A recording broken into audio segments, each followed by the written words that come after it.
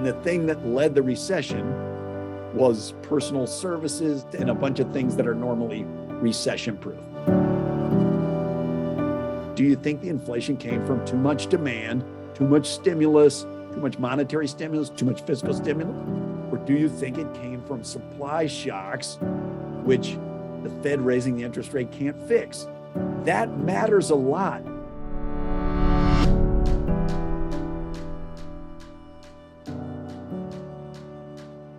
Welcome to Straight Talk, a podcast about big ideas featuring candid discussions with some of the world's foremost thinkers and doers. I'm Hank Paulson, chairman of the Paulson Institute, and today I'm speaking with Austan Goolsbee. Austan is a Robert P. Gwynne Professor of Economics at the University of Chicago's Booth School of Business, where he has served on the faculty since 1995. He previously served as chairman of the Council of Economic Advisors and a member of President Obama's cabinet. Prior to that, he served as chief economist of the President's Economic Recovery Advisory Board. He's been named one of the 100 global leaders for tomorrow by the World Economic Forum and one of the 6 gurus of the future by the Financial Times. Austan, welcome to the podcast. I've appreciated the opportunity to work with you with the Aspen Economic Strategy Group.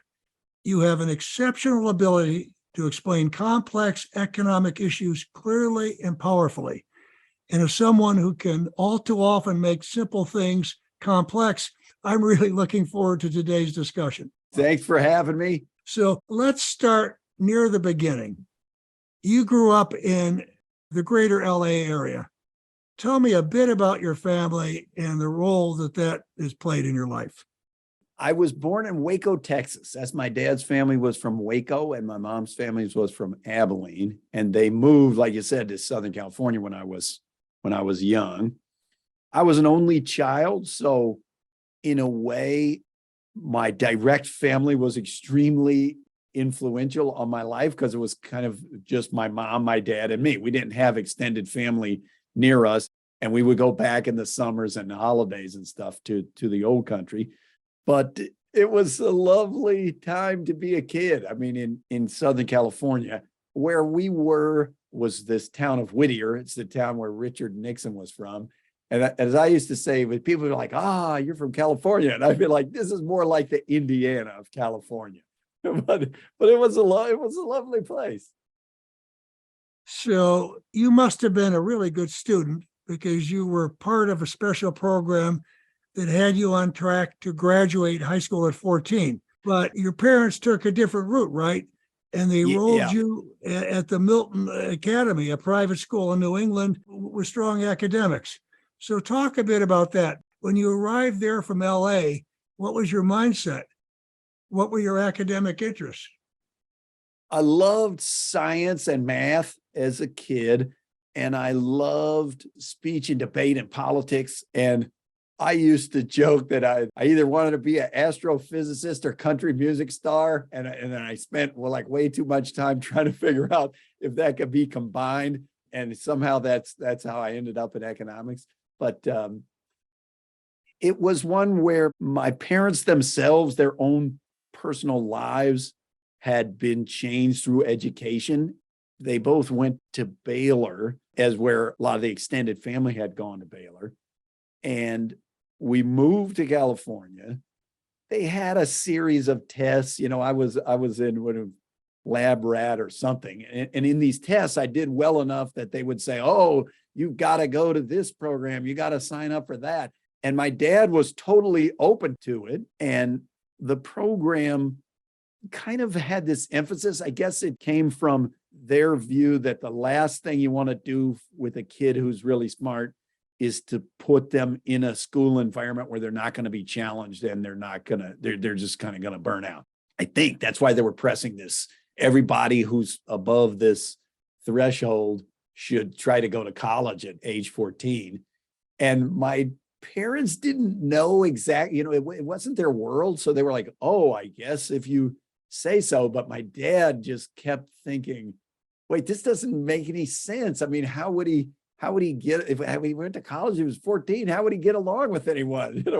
How would he have a girlfriend? Like, what is he going to do? So they looked at different schools, and there are a bunch of outstanding high schools. And I went to this school, Milton, this is outside of Boston, which is about half day students from Boston and half boarding students. So I went to boarding school.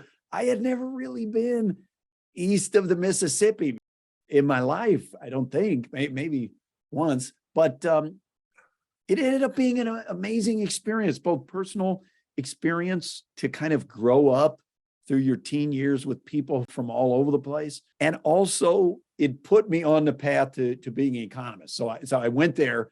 I still loved science and math. Milton has now and had then an amazingly successful speech and debate team that I kind of got pulled into because I was loud.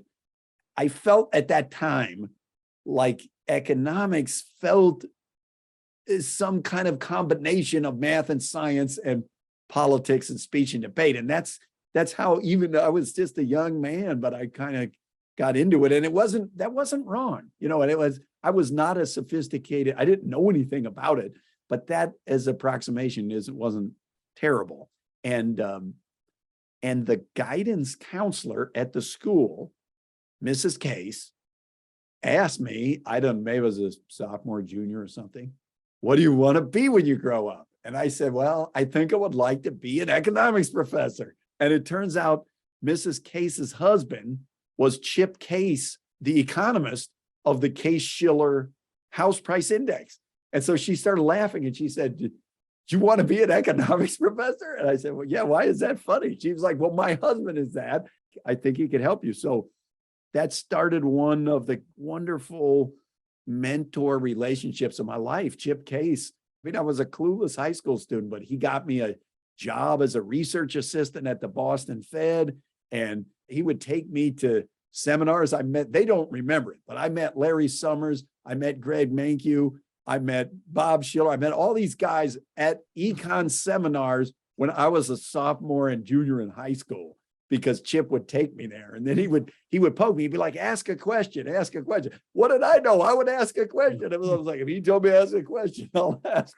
So it's fun to, think back on that time. That's a really terrific story. And I want to continue with your ability to seek out and find mentors and what that meant. But I want to come back to this public speaking, because I've watched you present some of your ideas with color and with flair, right? And the analogies you use, how you speak. So, I see you got in the debate team at Milton, and you mentioned that earlier when you were talking about LA. So did public speaking come naturally to you, or how did that skill develop? Talk a little bit about that, and then we'll go back to economics and the mentor. I don't totally know. In a way, maybe all my life, everybody would have told you I was way too loud. I love hearing people's stories and telling stories and stuff like that. When I was a freshman in high school, I showed up. I was on the freshman football team, and actually I was the captain. I was the middle linebacker. And if anybody sees me, I was even smaller than as I am now. And I'm a skinny guy. And as I say, I'd like to think that's because I was the toughest son of a bitch alive. But actually, it was because the defensive captain is the one that calls the plays. And the coach came out on the first day and said, who's the loudest? And everyone pointed. They said, that kid. And they said, okay, you're the captain. So I guess it was somewhat natural to get into that. And as I did it in high school, I did mostly this event called extemporaneous speaking, which they give you a question on current events topics, and you have 30 minutes to write and memorize a speech answering, whatever question that they gave you. And I really loved that. It combined current events as well as a bunch of time pressure and trying to be persuasive.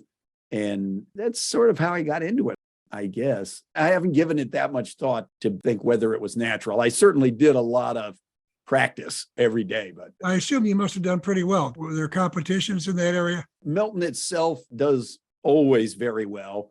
I ended up winning nationals in that event. And the team, at that time, there was also a team national championship, and Milton won the national championship as a team that year too. So pretty neat. So I want to come back to the mentor. You found your first mentor. You got the opening by accident, but then you took it and ran with it, right? Yeah, that's a nice description. Then you repeated it because, as I remember, I think I've got this right. When you're talking about the case Schiller, there's a big name. And to me, an even bigger name is James Tobin, right? The Nobel Yeah. Prize winner economist at Yeah. Yale.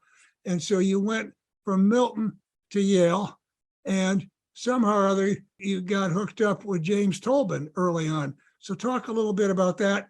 And did what you did with your first mentor sort of convince you it was important to have a mentor every place?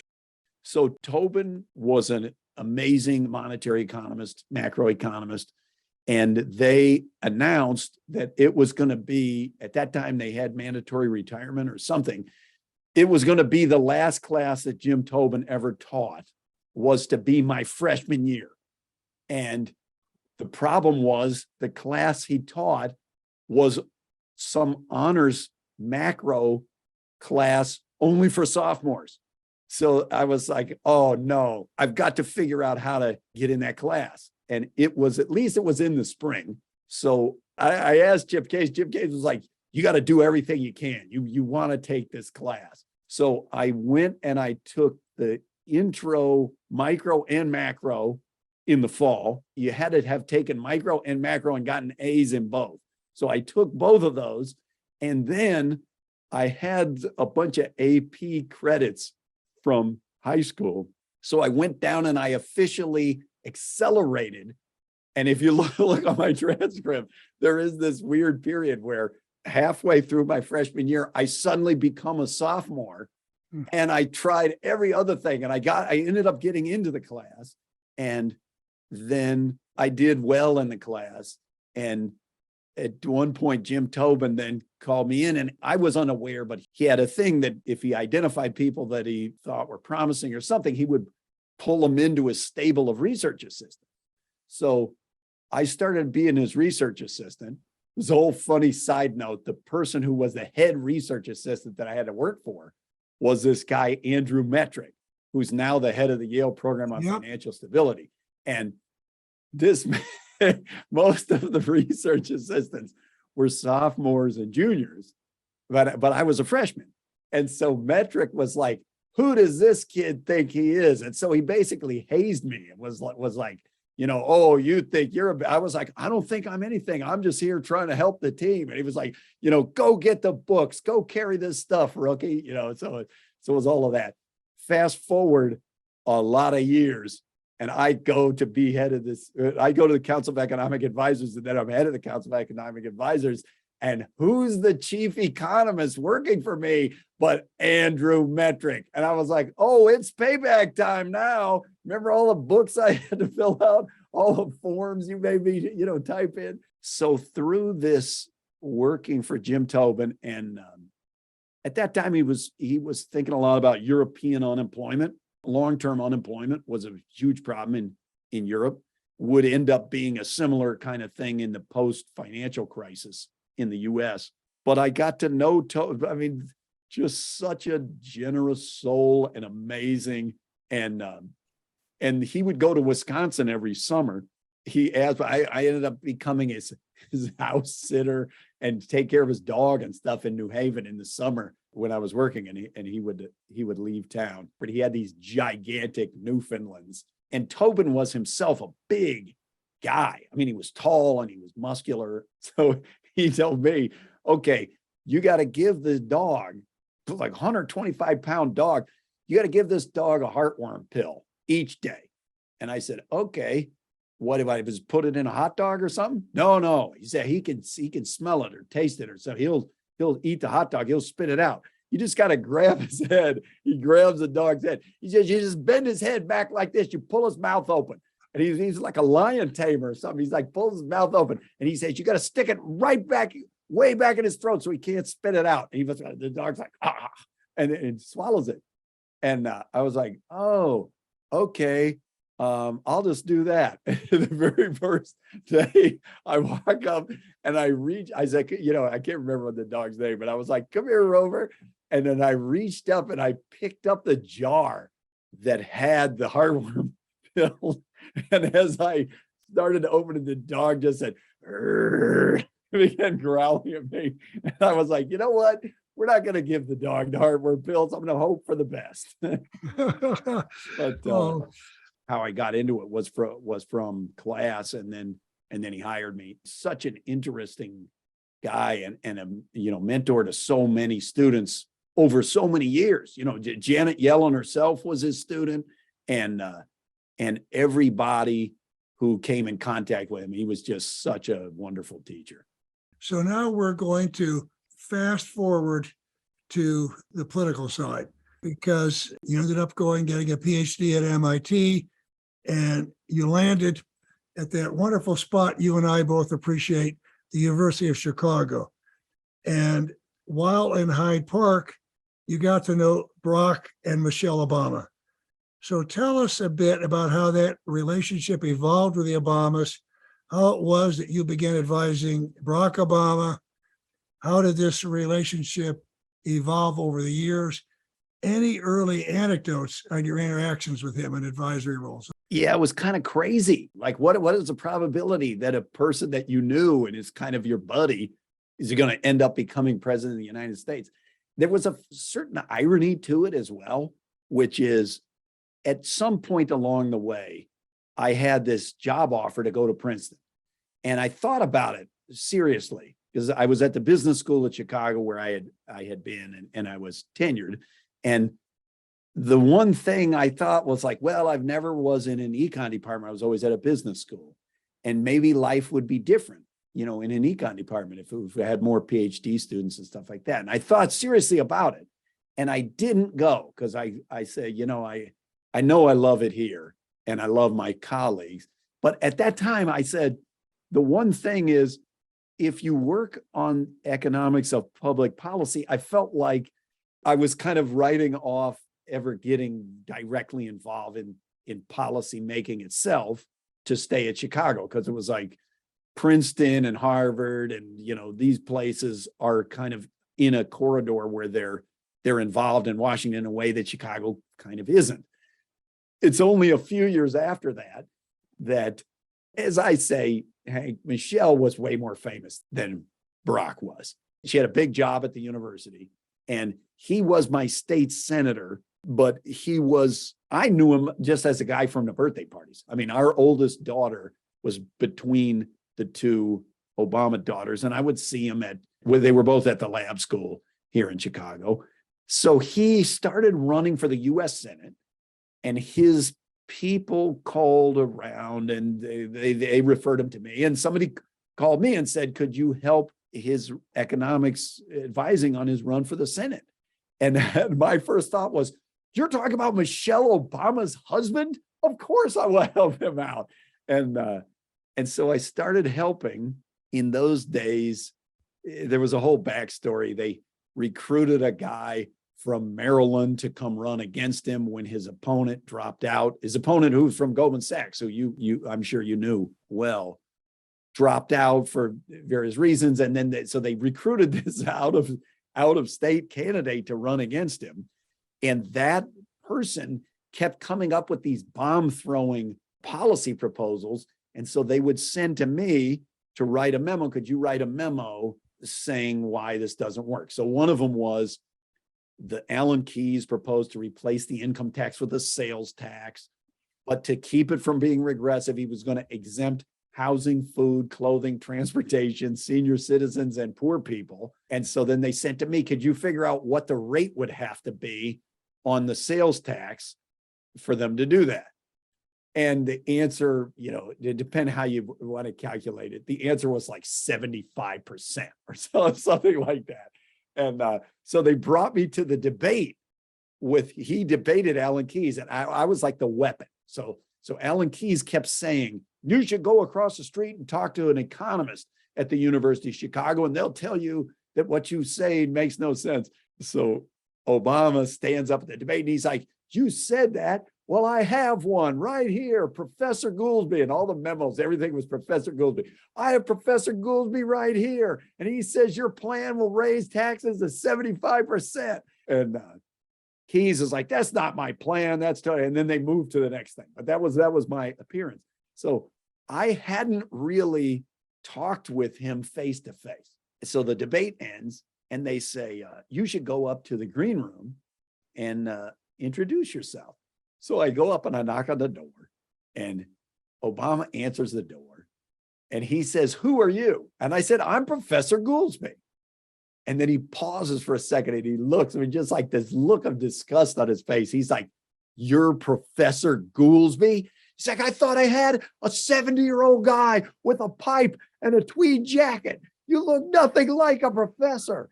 And then he said, and what is with this Goolsbee? What is that? And I said, hey, man, you're telling everybody you're the skinny guy with the funny name. You stole my bit. That's what I've said. So he laughed, but he never called me Professor Goolsbee again. So great story on the introduction, but then a number of years later, he's president. And so Austan, many economists, whether they're in an academic department or a business school, are interested in economic policy. Few make the jump from the academy to the White House and got to see how the sausage is made in Washington, D.C., which is very different than in the classroom. So talk a little bit about what you learned about economic policy making during your time at the White House. What was it like working with President Obama, formulating policy? How did he work with his economic team? Any anecdotes? Now, I know it was a longer story getting there because you started off heading up a committee, but I'm talking about now you're there, you're working with him, Council of Economic Advisors and chairman of the Council of Economic Advisors. Talk a bit about that. Well, through the campaign, the whole financial crisis blew up, as you'll remember well. So it was a nightmare. I mean, it was a nightmare. And you were talking to him as a candidate, I know, and we were trying to, as best we could, get a handle on A, just understanding the problem, and then B, where there were disagreements in approach between what you guys were already doing and what we wanted to do, sorting through that of like, okay, well, starting January 20th. And he supported us. Yeah, he mostly did. Over the objection of a lot of his political advisors. You know, they were like, we can make great hay if you'll just go out and trash everything they're doing. But he wasn't going to do that because, look, partly because that's who he is, and partly because all the economists were saying, we cannot screw this up. If we screw this up, we're going into the Depression. This is not to be trifled with.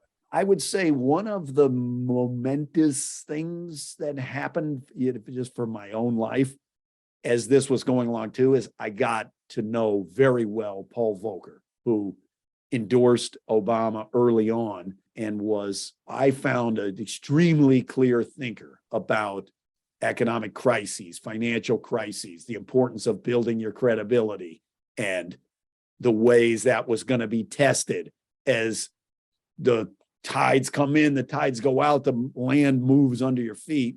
So I would say Obama's approach in the campaign and the transition were more open-ended discussions. Once the financial crisis came and he took office, there really is not time for that anymore. And the oppressively pressing nature of crisis, and the auto companies are failing this week. We have to decide by Friday, is the government going to take them over? Okay, next, now housing finance is about to go under and 3 million people are about to be foreclosed on. We have to sort that out in the next 10 days. And now they're doing the stress tests, and maybe we're going to have a whole second round of bank failures. And it was just unrelenting, one week after another. I was already, as you know, a believer in Obama's judgment, that he had really good judgment, and that the public perception that he doesn't get too high and he doesn't get too low, he's kind of a cool cucumber, that wasn't wrong. And it was a moment where that personal attribute was really totally appropriate. And we had many arguments and and discussions and debates among the economic team over details. At the end of the day, the fact that we would go in and everybody would take a position and argue about it, but then Obama's the guy that's got to make the decision. That was a great relief because I actually think his judgment was extremely strong. So let's now, Austin, talk a bit about, let's go to the present. Yeah. Let's start with the economy today. How do you assess the economic situation in the U.S. today? How does it compare to previous eras in American history? And how does it compare with other major economies around the world? I led an unsuccessful effort to try to get us to stop referring to the COVID downturn as a recession, because while it was a very steep downturn, it looked nothing like previous recessions in American history. It was not driven by housing, consumer durable goods spending, or any of the cyclical stuff that normally goes down in a recession. In fact, those things went up. And the thing that led the recession was personal services and going to the dentist and a bunch of things that are normally recession proof. So that's made this a super weird recovery. So we've come back, but the question of how much overheating has already happened or is still due partly depends on how much pent-up demand do you think there is for all those personal services. And neither you nor I are going to go get 2 haircuts because we had to cut our own hair during the pandemic. I'm not even going to get one haircut. No, exactly. My wife said I had to start cutting my own hair. I was like, I've been cutting my own hair for quite a while. Yeah. But that issue of, is elective surgery going to go back to the level it was pre-pandemic, or is there going to be one year where more people are getting elective surgeries than ever did in steady state before because there's pent-up demand? Or are more people going to go to Disneyland than ever went before? Is demand for restaurants going to be higher than it was in 2019 because people are starved for time out? That makes a huge difference in how overheated you think we are. And then the second thing that has made the Fed's job complicated is this thing of, do you think the inflation came from too much demand, too much stimulus, too much monetary stimulus, too much fiscal stimulus? Or do you think it came from supply shocks, which the Fed raising the interest rate can't fix? That matters a lot. That's not just an esoteric thing that the economists are fighting about. That matters a lot for what you think the federal government should do now. And should the Fed just off to the races keep raising rates 100 basis points a meeting after meeting? Well, yes, if you think this was all about demand and we're about to get it incorporated into inflation expectations and we'll have holy hell trying to get rid of it, a la Paul Volcker, but not if you think, hey, wait a minute, the Fed can't pump oil and the Fed can't get rid of long COVID and make those people come back to work. All it could do is generate a stagflation. So I kind of think that's where we are.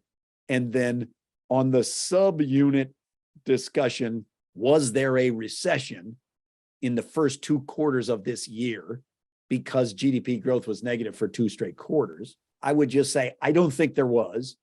That's a rule of thumb. Economists don't tend to look at it because in a precise way, you can miss things like the COVID downturn.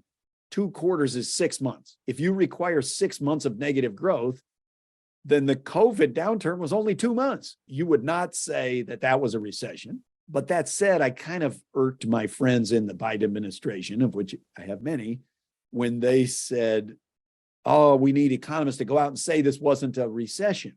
And it is true. There's never been a recession where jobs went up. So the fact that we were adding literally millions of jobs in the first 2 quarters means it wasn't a recession. But I made them upset because I said, why argue about what was or was not in March when it's very likely that we could be in a recession in the immediate term?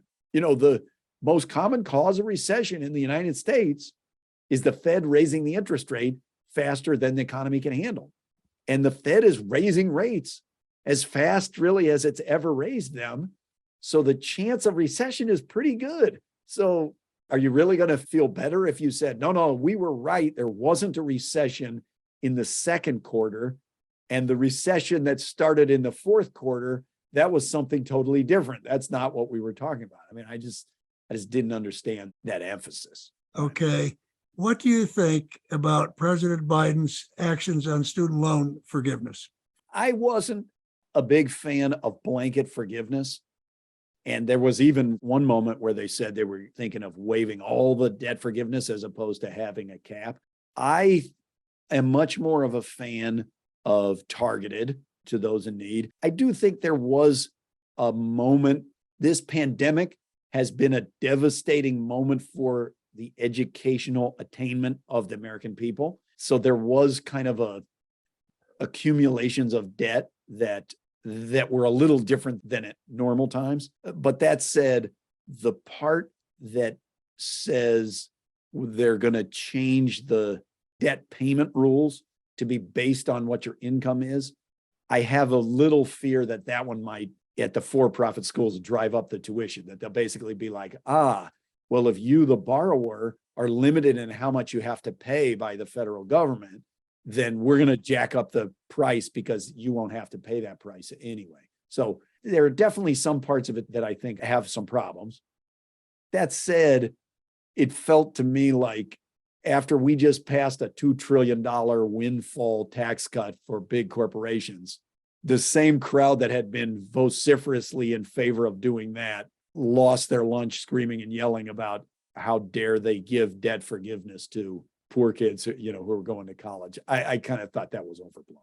Yeah, but they gave debt forgiveness to some people that weren't poor kids going to college. Some right? people that weren't. I agree. If it was up to me, restricted just for Pell Grant kids or something like that. But so I want to go to another topic. One of the areas you spent considerable amount of time on is thinking about innovation and R&D. So I'm curious how you assess the recently passed CHIPS and Science Act. That's $280 billion.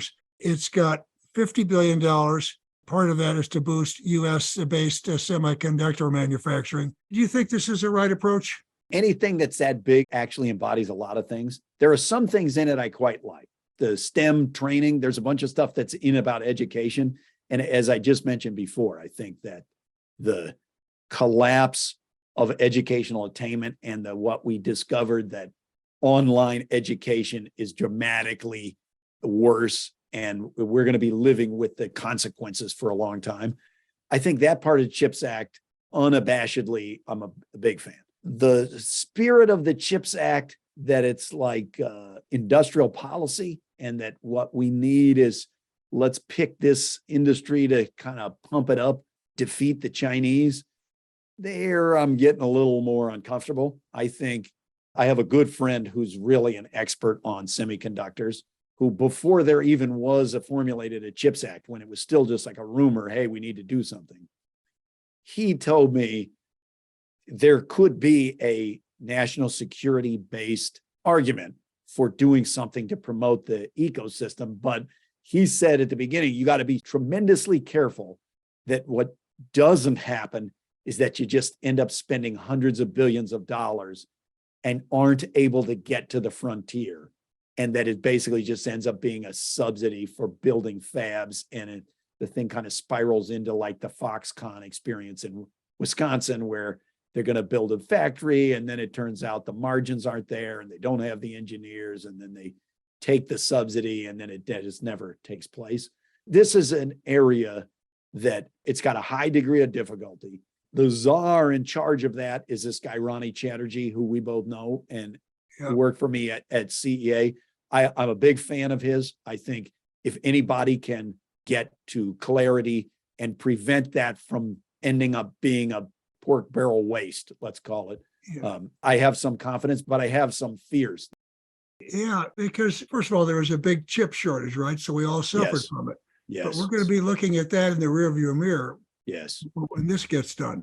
So what we really want to do is making sure we're doing the most advanced stuff, right? So anyway, it's an interesting problem. What do you think? Do you think that there's a high risk that we don't get the most advanced stuff? I believe we need more spending in this area generally, right? Yeah. $280 billion is a lot. So as you can look through it and you read through it, there's some language which is quite concerning. I mean, they try to do all kinds of things, right? Not just innovation, but job creation, diversity, all kinds of good things.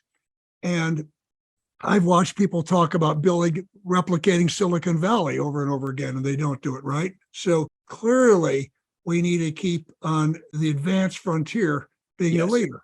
And we aren't now, right, the leader. Taiwan Semiconductor, as there's some others in the, so we need to do more in that area. I would like anybody else to create more jobs here. But I think a lot of the issue here is going to be how it's implemented. And the economists aren't going to Yeah. implement it. But again, I would like to close now asking you a question which you've got to get all the time. So you're a professor at Booth, you're working with students. So share some of the advice you give for younger listeners. So not just your business school students at Booth, but what advice do you give to someone looking to make a difference in today's world? That's space. Mostly, like you say, I teach the MBA. So they're a little bit older. They're not K through 12. They're not like high school students. But I don't know if you've seen the same thing, Hank, but the capability, just the both natural talent and just the impressiveness of students today, college students, business school students, high school students, it's unbelievable. I mean, there's nothing that will make you feel better about the future. There's nothing to make you feel worse than kind of turning on C-SPAN and seeing what's happening. Nothing will make you feel better than going and spending 30 minutes, 2 hours, whatever, talking to these young people about what they feel passionate about, what they want to do, and they're looking for maybe some direction. And as you know, you've been so far deeply involved and out front on these issues of climate. That's a huge one for young people today.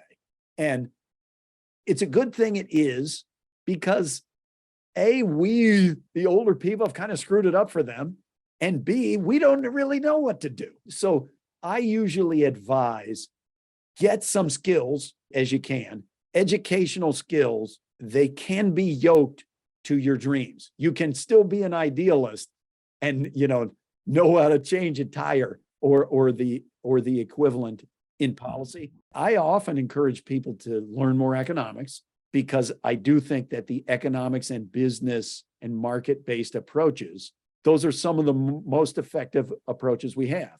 But I definitely encourage them not to shy away from public service, not to shy away from making the world better. And my experience has been the young people today, they have a real taste for that.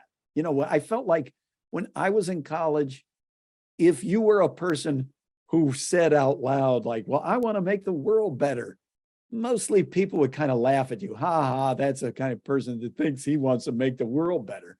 And now nobody laughs at that. So I think getting some extra skills can be an important part of that.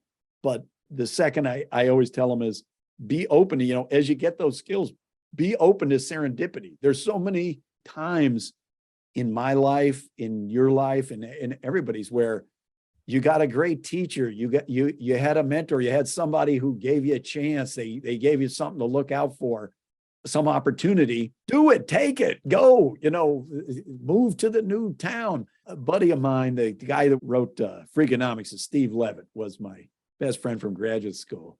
And he has this paper where they survey people, and basically they have them flip a coin. They're like, if you're coming up to a major decision point in your life, flip a coin and do one or the other, like commit to that you're either going to take the new job or not take the new job. And then they come back to them later and they ask them things like, do you regret the decision you made? And it was just random, it was influenced by the flipping the coin. And the people who regret are the people who didn't do something.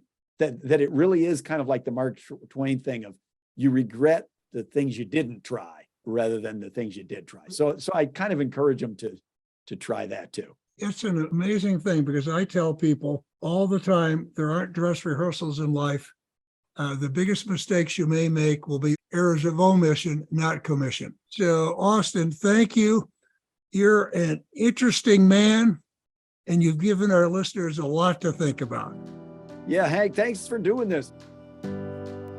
You have listened to Straight Talk with Hank Paulson, a podcast of the Paulson Institute. To find more episodes from leading thinkers and doers, please visit paulsoninstitute.org/straight talk or download on Apple, Google Play, Spotify, and Stitcher. And don't forget to rate and subscribe. Thank you for listening, and see you next time.